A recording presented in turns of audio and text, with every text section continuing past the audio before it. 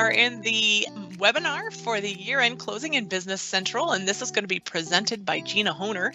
Gina has been a GP consultant for over 20 years. She began implementing and supporting Dynamics GP and became a certified trainer for Microsoft, so you know she's good.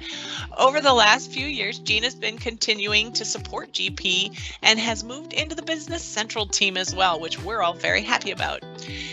Gina enjoys working with customers, providing unparalleled support and watching them become Power BC users, which is why you guys are here today.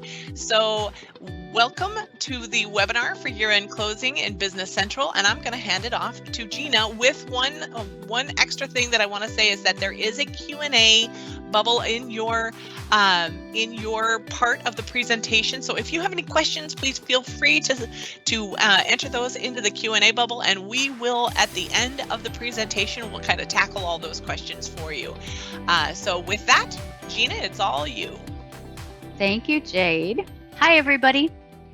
Here we are going to talk about year-end closing in Business Central. I have created a checklist for us of the steps that we're going to go through in our webinar today. So we're going to discuss month and quarter end processes. Now, there's nothing in Business Central that forces you to close a month or close a quarter. So I'm sure you all have your own internal processes for closing months and quarters. I'm going to give you some additional suggestions. We're then going to take a look at our chart of accounts. And each of your GL accounts is assigned either to be a balance sheet account or an income statement account. We'll make sure that those are set properly. And then it comes time to create our new fiscal year. After we create that new fiscal year, we're going to stay right in that same page and we're going to close the existing year. Now, the process of year-end close in Business Central is a two-step process, with closing the year being the first of two steps. Then we're going to hop over and we're going to look to close the income statement. This process takes the balance of your P&L accounts and moves it over to retained earnings. It creates a general journal for you to review, and then we're going to go and post it. Now, some of you may restrict access for posting dates in the general ledger setup page, and we'll take a look at that, and we can make adjustments for posting dates globally or for individual users based on the new year. So with that, I'm going to move over to month-end processes. Now, this is a Gina list. This is not a Business Central list, but these are some of the steps you might consider when closing a period. Of course, post everything for the period. Because we're doing a year-end close, you may have some special situations, things that you post just once a year. You'll want to take those into consideration and get as much posted before closing the year as possible. Then, of course, we want you to reconcile your bank accounts, and we will discuss that in a little bit. And then this step here to reconcile your control accounts. So in the accounting world, we like to make sure the general ledger balances equal our subledger balances. So take cash, for example. Your balance in your bank account should equal the balance for the cash account in the general ledger. And we're going to take a look at easy steps for you to go through to check to make sure cash, AR, AP, potentially fixed assets if you use fixed assets in Business Central, and inventory match at period end. And I'll give you some suggestions with that too. And then you may have some specific reports that you want to run at period end. So let's hop over now to Business Central. We are using our demo company called Life is Rough. This is a fictitious dog business. We do grooming, we do boarding, and we sell dog supplies. So we've got all kinds of data in here that's relative to dog stuff. What we're going to do first is talk about the month-end process when it comes to reconciling your subledgers to your general ledgers. Now, if you have ever talked to me about this, you know I get on a pretty big soapbox. I put my accounting hat on and I try to scare you by telling you, do this every day. So I'm going to try again right now. We want to make sure that your subledgers equal your general ledger on a regular basis. And I do suggest that you look at these numbers every single day. It's not hard. It'll take you under 5 minutes to do all of it. If you make sure your numbers equal and they balance every single day, then the day you don't balance, we only have 1 day's worth of transactions to go through to find out where we went wrong. If you wait and do it weekly, we're going to have a whole week's worth. And if you do it monthly, you can imagine how much work it could potentially be to find where our mistakes are. So I'm going to show you some quick methods of making sure your subledgers equal your control accounts. And we're going to start with the chart of accounts. So I'm going to click my bookmark and open up my chart of accounts. And here I see I've got my balances. These are my balances in my test company as of right now. But I also have a column here called balance at date. Now, if you don't have this column on your chart of accounts, it's very easy to personalize the page and add this column. And what's nice about this column is we can filter it by a specific date. And in here, we're closing, let's see, for our webinar today, we're going to close 2021. So I would like to know the balances of my control accounts as of December 31st. So I'm going to put a filter on this so that this column here will reflect December 31st balances. Now, if you've never filtered this balance at date column before, you're going to make the same mistake that everybody makes, including myself. You're going to say, let's filter the list by the balance at date, because that's the column I want to filter. But this is not a date column, so I can't put a date in for the filter. I will get no results. Nothing is going to change because it's not a date. It's a currency column. So what we need to do is we have to be able to filter by a date. So instead of filtering the list, we want to filter our totals, and I'll choose date filter. I'm going to put in 12/31/2021, and as I tab out of that field, okay, so maybe there's not so much difference here in 2021 in my sample company. I suspect we don't have any 2022 transactions, but we're going to pretend here's our 12/31/21 column, and we want to make sure we tie to cash, AR, inventory, and accounts payable is down here. I don't have fixed assets set up in this instance of Business Central. If I did, then I'd be looking to tie equipment and accumulated depreciation. So I can I'm going to take a screenshot. I'm going to take a screenshot so that I don't forget what these balances are. So I pull out my little snipping tool. What did we do without the snipping tool prior to this, right? Okay, so first thing, we want to make sure that cash in our general ledger equals cash in the bank account. I am going to select my company name and come back to my Roll Center page. And on my bookmark bar, I have a link for bank accounts. I'm going to select that link. Here are my 2 bank accounts, and I see I have a credit balance in the bank account, $21,024.90.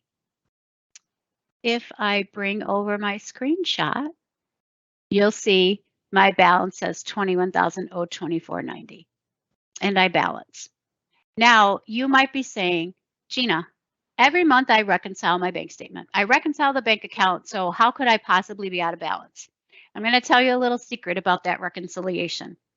When you're reconciling your bank account, what you're doing is you are saying, here is the activity from my bank statement. Here is the activity from my bank account ledger. Let me make sure everything is correct here. And you're matching transactions between the bank statement and your bank account ledger. The general ledger has nothing to do with this. So when you reconcile your bank account, all you're doing is you're agreeing with what the bank says happened with your transactions in Business Central. Now, I take that one step further. I always do, and I consider it a 3-way match because I need to make sure that that balance that I'm reconciling to is also the balance of my cash account in the GL as of the end of the period that I'm reconciling.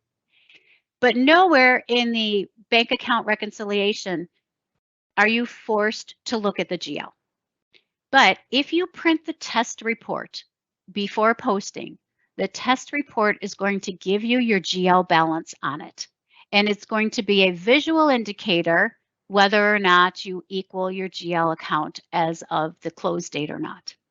So think about printing that test report because you won't get it any other time, or just hopping over to your chart of accounts and checking the GL balance for cash as of the period that you're reconciling. And I promise this. If you check your numbers every single day, how hard is this? All I did was pull up my bank account. If you check your numbers every single day, then the day you're out of balance, we only have 1 day's worth of activity to go through. Okay, and it wouldn't be nearly as painful as it would for a week or even more so for a month. So there's my little soapbox for balancing cash between the subledger and the general ledger. Let's move on to accounts receivable. So I'm going to select my customer list from my bookmark here, and I'm going to run an age trial balance. To do that, I'll select the ellipsis off the menu bar, and I'm going to come to reports, and then over to reports and finance reports, and I'll come all the way down to aged accounts receivable. I'm asked for the date that I want to run the report for, and I'll accept the default for everything else. Okay, I'm just going to do a preview here, but of course we all know we can click the send to button and send this to Excel or to PDF. Just going to make it a little bit bigger so I can see it. And here's my total. So this is the total of AR in the subledger as of December 31st, 21. Okay, 169,466.82. So I will come over and grab my screenshot, and I'm going to look at AR, and there it is, 169,466.82. It's another example of something very quick and simple that you can do on a daily basis to make sure that you're staying in balance. And if you balance every day, then I don't want to say we can assume at month end, period end, year end, you balance. But I think it's a pretty good chance that you're going to balance on the last day of the period. Okay, let me close AR here, and we're going to move to AP next, right? So if I come back to my Roll Center page, this time I'm going to choose my vendors link. Now, the navigation for the report for vendors is slightly different than the navigation for our customers. So I'm going to choose reports, and then general, and then aged accounts payable. I will put in my period date that I'm balancing to, 12/31/21, and I'll choose a preview again.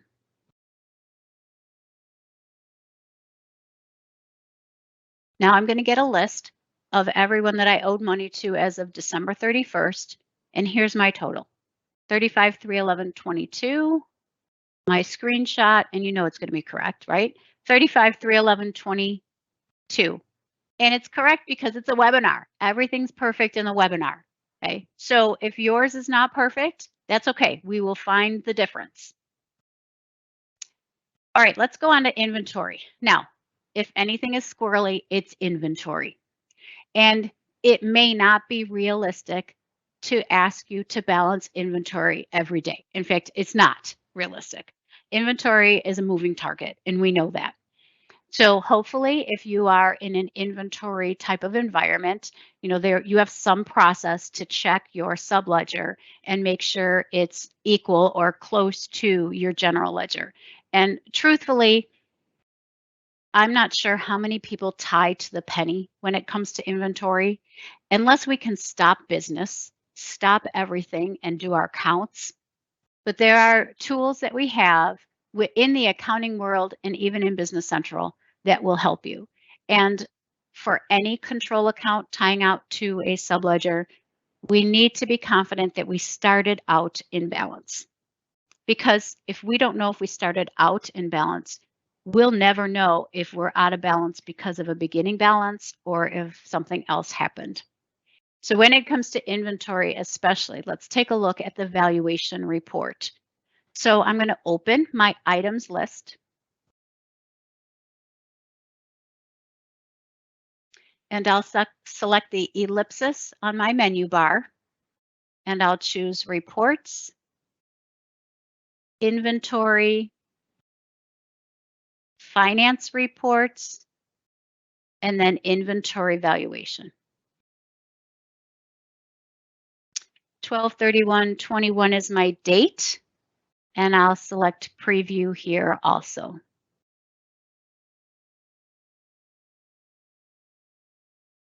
So my inventory is valued at 2.57 million and some change.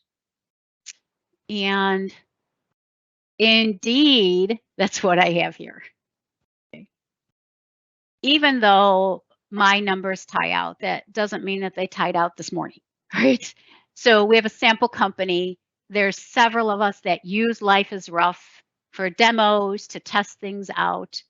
But I want you to see what it looks like when we compare the numbers so that you know that they should tie out to each other.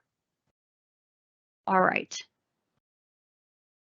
So now in our fictitious year-end close, we have gone ahead and made sure that we've posted everything, we've reconciled our bank accounts, we reconciled our control accounts, we've printed any reports that we might need for period end. Quarter end, you may have some additional processes. There might be some tax reporting that needs to be done. You may have quarter end financial reports that you'll want to generate. So you'll go through those processes that would be specific to your organization. Now, continuing on with our year-end close, okay, our next step is to verify that our account numbers are assigned the proper financial report, whether it be balance sheet or income statement. And we can easily come through our chart of accounts knowing that our balance sheet accounts appear first. So I'm just making sure that nothing accidentally says income statement. And then once I hit my income statement, I want everything here to say income statement. Don't want any balance sheet accounts here. So that piece is done. Okay, I'm good here. I'm going to continue to go back to my Role Center page. Now you don't have to do this. You can navigate using your search or your lookups. You can navigate using the menus at the top. It's just a habit when it comes to like a demonstration or any type of training that I'll come back here to the Role Center page. My next step, got to create the next fiscal year. Now I'm going to give you a little secret about this. I'm going to click on my search and I'm going to look for accounting periods. Now, best practice says you have the current year open, right? That's the year we're closing. And you already have the next year created. So what I like to have is 2 years out. So technically, if I'm closing 2021, I would already have 2022 created. And that's going to help with any type of deferrals or projections that I do in fixed assets so that I have the periods created. We would really be creating 2023 now. Okay, so when you'll notice if we did your implementation, we probably, other than historical years, we created the current year and the next year. Okay, so we always have the current year open, we have the next year open. So now what I need to do is I do need to create 2022. And if I'm going to follow my own best practice, I need 2023 created also. You'll notice that the closed checkboxes here, these are marked and these are read only. Okay, we can't make any changes here. These tell me that all these other years have been closed. And we'll talk about what happens when we close. First, let's create the new year. Okay. And just as a side note here, we would not be able to close 2021 if 2022 wasn't created. Okay, I would get this message right here. Okay, you must create a new fiscal year before you can close the old year. Okay, so we're going to go ahead and choose the process button off our menu bar and create year. We ask what year do you want to create? So the starting date for the next year is 1/1/2022. That's hard to type in. Okay, I want to create 12 periods and each period will be 1 month in length. Okay, I'll go ahead and click OK. And this quickly, I have 2022 set up. Can I do this manually and come in and edit this list and type it in? Yeah, I could do that. But why would I do it manually when I could do it automatically? Okay, so I know I'm closing 2021. I want 2 open years after that. So I'm going to choose process and create year. And by the way, that is not a requirement in Business Central. Okay, we saw the only requirement is we need the next year created. I look at it from an accounting standpoint as a best practice. So now Business Central knows, oh, hey, Gina created all the way out to 2022. Looks like we have to create 2023. Okay. I'll go ahead and choose OK here. And now I've got 2023. Now, as I mentioned earlier, the actual year-end close process in Business Central is a 2-step process. Here is the first of 2 steps. We need to choose process and close year. Now, this process here in Business Central knows what year you're closing. It's going to go to the oldest open year. This is a process that can't be reversed, okay, and it tells you can't reopen it. But it does not prevent you from posting to a closed year. So we would encourage you to close your year timely. And then if you have some audit or post-close entries, that's fine. You can post them to the closed year, and then we'll show you how to take care of that after. Okay, so I'm going to say yes, I want to close this fiscal year.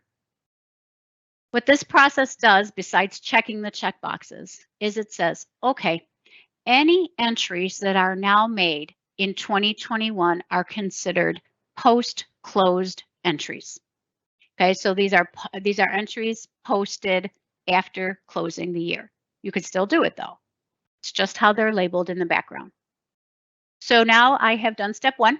Okay, I'm going to go ahead and close my accounting periods page. And the next step is to close the income statement. And this is the formal process of zeroing out your P&L accounts over to retained earnings. Business Central will create a general journal entry for you to post.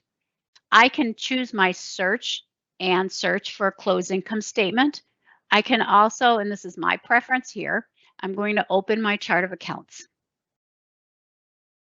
And now I know if I scroll down here, I can see in my P&L accounts, I've got balances here, right? I'm going to choose process off my menu bar, and here I have close income statement.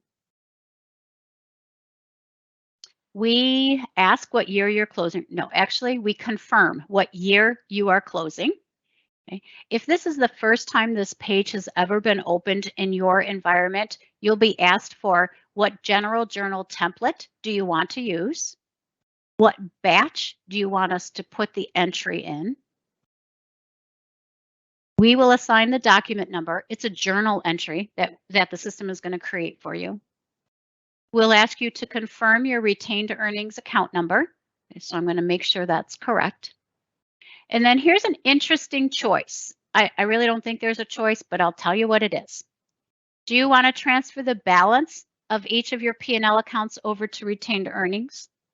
Or do you want to transfer the details? Now think about it. If we did details, this would be every single entry to each P&L account would create a journal entry over to retained earnings. Okay, that would be a lot of stuff. I don't know anybody who does this, but you have the option. Okay. I'm going to choose balance, and then the description for my entry will be close income statement. Some additional closing information down here. If you are using intercompany, you can close by business unit. You also have the opportunity to close by dimensions. Okay, we're just going to do a plain P&L close here, and I'll choose OK. Now my journal's been created for me, and I'll choose finance from the drop-down and general journals. I'll select my default batch here, and here is my year-end close entry. Now it's my job to post it. So I'm going to choose post/print. If I wanted to do a preview, I can preview first. I can print, post and print the entry. I'm just going to choose post. And I'll say yes. So now the balances of my P&L accounts have been moved over to retained earnings. If I come back to my chart of accounts, my retained earnings account would have updated. And don't look at the balance at date column, remember. So now we're looking at our current balance column. You'll see all of our P&L accounts are 0. So this confirms that I did everything correctly. And I might have one more step I want to go through. I'm going to click on my search and I'm going to go to my GL setup page. And it's here where if you restrict access to posting via a date range, that you might come in here and update it for the new year. Some people even go one step further and they set posting date ranges per user. And if you choose to do that, then you could come in for each user and you can set their new posting dates up to the new year.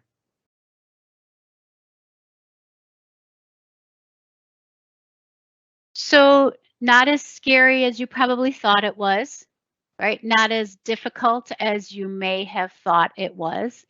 Just there's specific steps, to close the year and then close the income statement. That's what's required to do that year-end close out of Business Central. All the other stuff are just additional thoughts that may take place when it comes to period end, quarter end, and year end. And with that, that's all I have to say about the year-end close. I'm sure that there's some thoughts going out in the audience there as to, what else should we be doing? How can we do this? And I'm going to let Jade take it away to see if we have any questions in the queue. Thanks, Gina. Oh, I'm sorry, Michelle. I was going to say, actually, I have a question for you, Gina. Awesome. Michelle. So if I have closed out my year and I want to make sure that no one can go back and post to my closed year, are there settings inside of Business Central that can keep people out of my closed accounting periods? Absolutely. And I should have demonstrated what that post-close journal entry looks like. So if I want to restrict access in a certain year, I want to come to my GL setup and I want to say, I'm going to broaden it and say 1/1/2022 to 12/31/2022. When I put this date range in here, I will not be allowed to enter a journal entry or any type of transaction with a 2021 date. Watch what happens here. I'll come to a general journal. And I'm going to put in my date of 12/31/21. And let's put in an entry for insurance.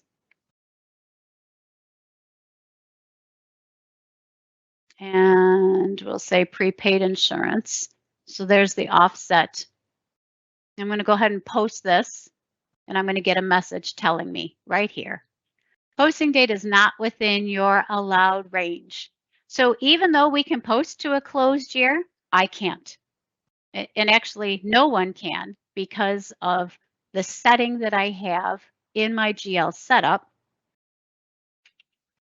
that says we can only post in the year 2022.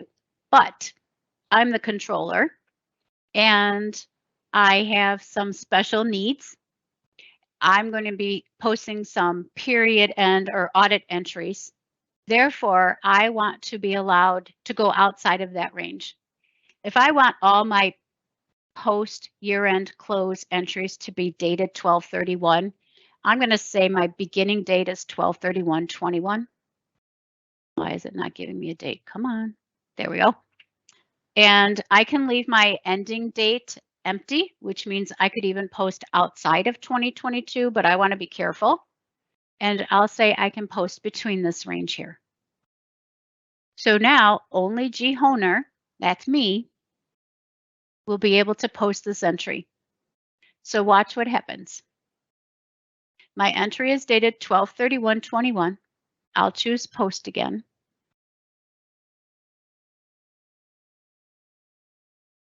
Well, that's a lie. Okay, so maybe I need to do a soft or a hard refresh on this.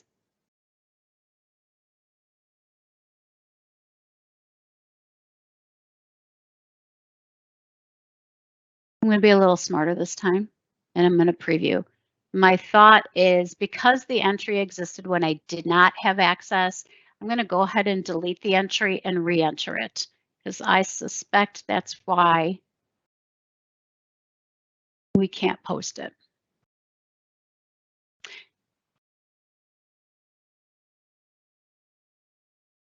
So we'll go back to some insurance. I'm going to debit it for $100. And we've got a little prepaid here. So I'm going to relieve the prepaid. Let's go ahead and post. Now remember, I'm posting to a closed year. Oh, Business Central is being nasty to me. I just want to make sure it's the right message. Okay, let me take a look. Maybe somebody saw me make a mistake here. 1/1/2022, but in my user setup, 12/31/21, 12/31/22. Change your date to 12/30, Gina. Just go 1 day prior. I see. Yep. Okay, so we're going to try 12/30. If not, then we're going to pretend this never happened and we'll try something else. So let's come back to my entry and we'll see if we can post it now. And it doesn't like this at all.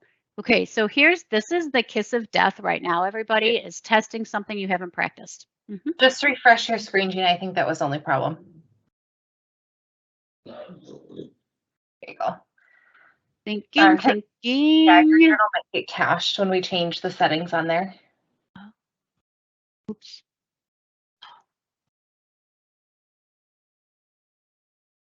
Look at that. Thank you for refresh.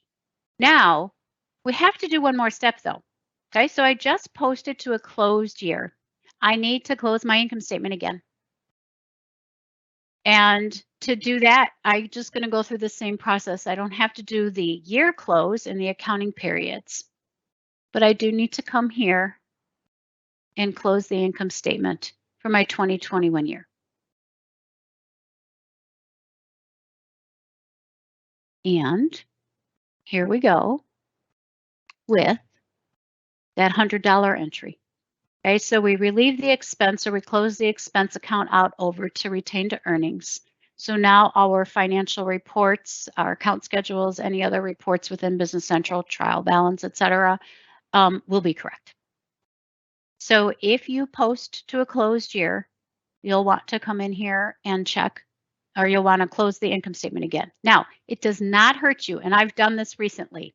It does not hurt you to make sure it's closed, right? To make sure you don't have anything. You can come to the chart of accounts and close the income statement again and again and again. And I did this last night for a customer and a test company, as a matter of fact. So I'll come here to my general journal and I'm going to see there is no entry, which tells me I don't have any entries that need to move from the income statement. Okay, what other questions do you all have? So if you have some questions, please feel free to throw those into that Q&A box and send them on over. And we will go through those. I don't have any questions at this time other than the one that Michelle just asked. So if you have any, we'll leave it open for another minute, one more minute. So get your questions in and we can go through those. And I'll talk while we're waiting. You betcha, go on. Another consideration you might have is if you've got a budget, right? So if you have a 2022 budget, You might want to make sure that your account schedules are updated properly. If you're using a trial balance, and make sure that you've got your budget set for that. Hopefully you have your 2022 budget prior to 2022, but maybe you're just working on it now. So if you would like some help with how to create your budgets in Business Central, if you'd like some help with tips on balancing your subledgers to your general ledgers, I've got like this top 5 list, the top 5 reasons why people are out of balance. If you want more details on what happens during the year-end close, just send us an email. We're happy to set up a time to chat with you about those things. We want you to be successful. We don't want you to be afraid. If creating a test company gives you some comfort, I know it gives me comfort, we can create a test company for you with current data in it, and you can go through the year-end close in your test company just to prove to yourself that yes, you can do it. And I typically say there's nothing that you can break that we can't fix. Sometimes that makes our developers cringe because we don't go to the back end to get to data. We want to correct it from the front end, but because that we have a strong team of developers, we are able to help with those types of situations. And test companies are there for you to play with. That's why we create those for you. Okay, well, still no questions.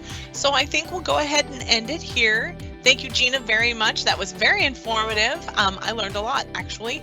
And I hope you all did as well. If you have any questions or would like to communicate with our BC team at all, you can do so through that. Help me out, Michelle. Here, I'll put it on the screen for okay. us. Okay. How about if I so just Gina's going to put, I think here. it's BC at. How about this? Right there we go. BC support at TrueNorthDynamics.com. I always forget the support part. So BC support at TrueNorthDynamics.com. Go ahead and let us know if you have any questions or want any kind of information on this. And we really appreciate your attendance today. Thank you very much and have a wonderful afternoon. Thanks, everybody.